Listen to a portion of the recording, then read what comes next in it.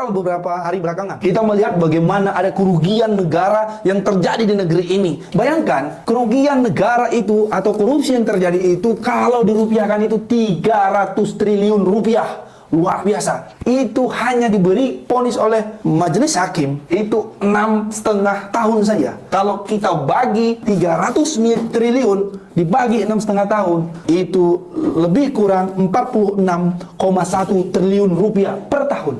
Kalau kita misalkan kasih asumsi 300 triliun ini dengan membeli beras, maka ketika harga beras sekilo itu 15.000, maka dapat membeli 20 miliar kilogram beras. Ketika kita membuat packagingnya dengan karung 50 kilogram per karungnya, itu beratnya 50 kilogram, maka dapat menghasilkan 400 juta karung dengan asumsi tadi 50 kilogram per karungnya. Bayangkan, maka masing-masing orang di Indonesia ini ketika jumlah penduduknya 280 juta lebih kurang, maka dapat mendapatkan 1,5 karung per orangnya. Ketika kita berasumsi bagi pelaku UMKM untuk perputaran roda ekonomi, maka ketika setiap UMKM diberikan modal 10 juta dengan uang 300 triliun rupiah, maka dapat menghidupkan UMKM sebesar